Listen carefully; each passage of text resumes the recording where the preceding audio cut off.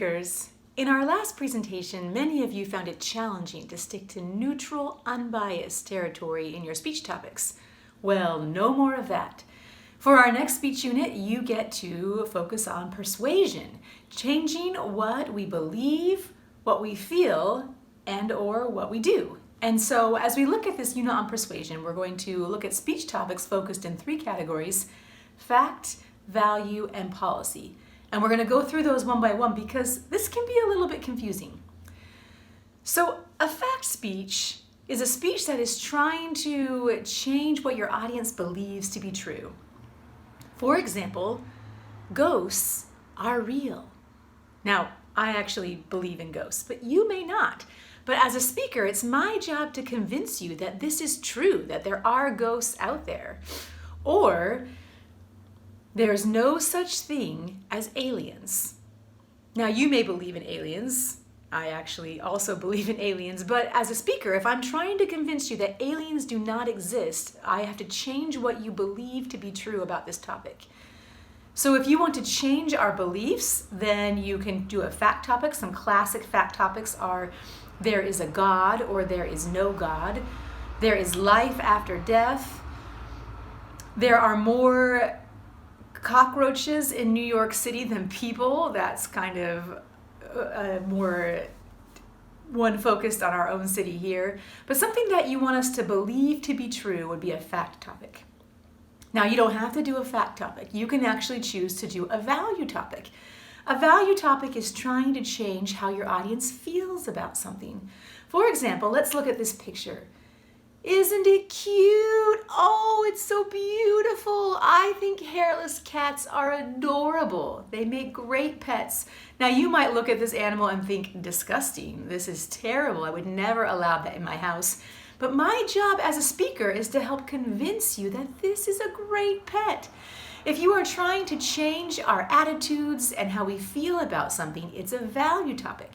And you'll recognize a value topic because it uses words that are difficult to define, such as good, bad, better, worse, great, ugly, beautiful. These are feelings words. We cannot prove good, we cannot prove bad, but they're words that describe our feelings. And so this would be a value topic, changing how your audience feels about something. But you don't have to do a value topic. You could also choose to do a policy topic. Now, a policy topic actually changes what your audience does or believes should be done. And for the purposes of our class, you'll recognize a value topic because it contains the word should. It's an action topic. You should brush your teeth 3 times a day. Now, you may think twice is enough, but my job as a speaker is to say, no, you should do this thing 3 times. I want you to take action to do something differently. Or I could do a more broad policy topic. I could say, America should provide free food to anyone who is hungry. This should be done by this country. So it can be something a group should do, or something that you want your audience individually to do, or something you want them to feel should be done, that people in general should do this thing.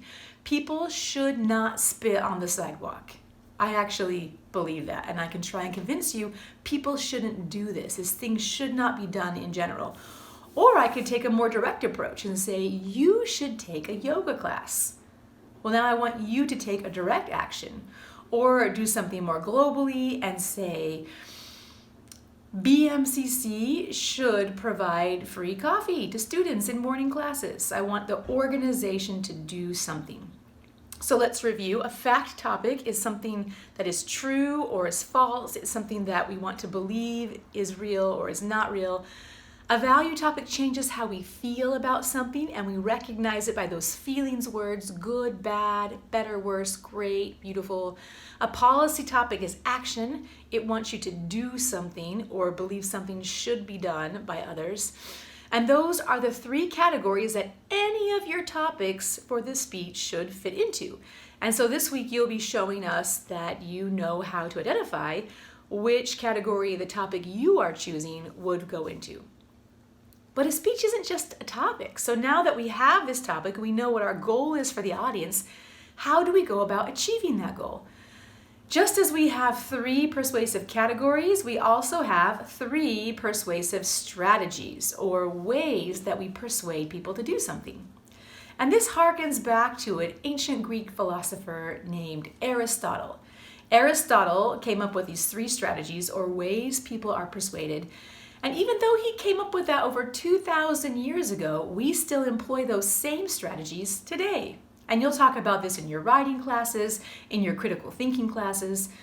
These 3 strategies are logos, ethos, and pathos. So let's break those down. Logos. What is logos?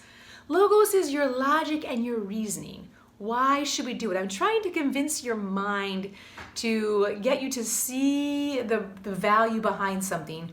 For example, if I run into a homeless man on the street, and he was using logos to persuade me to give him $1, he might say, if you give me $1, I will go away. Okay, that's a good reason. I can see I would like to have my space free, and so I'll give him this $1. Or he could say, if you give me $1, I'll give you these fruit snacks. If I'm hungry, that's a fair trade. It's a good reason. Here is the $1 for the fruit snacks. However, if he says, please give me $1 because I'm hungry, that's not logos. That is another strategy. If he's hungry, there are places, I could say you could go to these places for food, but logos is about reasons why. I'm trying to give you a logical reason why something should be true. And logos is important to be there. If there is no logos, we often have trouble accepting the initial argument. So you have to have good reasons, that's logos. But the second strategy is also important, and that is ethos, your credibility or your trust. And this is where we look at, do we accept you as a messenger for this argument? Now, if you saw a homeless man who wanted $1 from you, there are things that make us trust this homeless man or distrust him. For example, if the homeless person asks you for $1 and he or she has a very high-end iPhone 11, I have an iPhone 7. I can't even afford an iPhone 11. I might not have as much trust for this person. So sometimes the way you appear can have people trust or distrust you. If your professor came to class dressed in a ratty tank top and some cut-off shorts and flip-flop sandals and hair out to here, you might not have as much trust, even though this person could be very qualified. So ethos can be about our appearance. It also is about our research. So we believe you that you have looked up sources, that you have information on this topic, that there are other sources that confirm what you are saying, we will be more likely to trust your message. And that's why in our speech we talk about in the introduction, why should you trust us? What is your speaker credibility? And that is part of ethos. Ethos is also about relationships. We tend to trust people that we know. If maybe you might lend some money to your sister and you know logically this is not a good idea. She's probably not going to pay you back, but it's your sister. You gotta lend her the money. So ethos can be about relationships. It can be about your appearance. It can be about your background and your experience. And in a speech situation, it can be about, as you talk about your sources, where did you get your material? That helps us to trust you. It can also be your speaking skills. Even though someone might not be giving us good reasons, if they are a very articulate speaker and they have very good public speaking skills, we are more likely to trust them. And so sometimes someone can have terrible logic, but very good ethos. People like them and trust them, even though it doesn't really make sense what they are saying. Well, we have logos, logic and reasoning, ethos, credibility and trust, and then there is the third strategy, and this is the most powerful over all the strategies. And to introduce this strategy, I'd like to bring up a picture of this gentleman who is a world leader who did not have very good logos. His arguments were not logical. Over 90% of the people in his country disagreed with his ideology. He didn't necessarily have great ethos. I don't know. Is he a handsome man? We'll let you be the judge of that. He didn't have a good background. He didn't have an education in politics. He didn't have a very trustworthy sources for his ideas. But what he did have is the ability to make people feel something. And because of that, he is probably personally responsible for the slaughter of 6 million people. Yes, Adolf Hitler. He had great pathos. He made people feel something. And because they felt emotions, it overrode the logos and it overrode the lack of ethos, and he was able to become a major world dictator. What was his emotions he made people feel? First of all, they felt fear.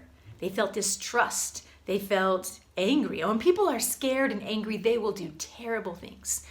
He also helped them feel some good things. He felt them feel pride in their country, that they were part of something bigger than themselves. And advertisers know that if you can get someone to feel something, they are more likely to buy into your argument. So pathos is the most powerful of all the strategies. And we'll be looking at some examples of how you can incorporate all three of these strategies, logos, ethos, and pathos, into your next speech.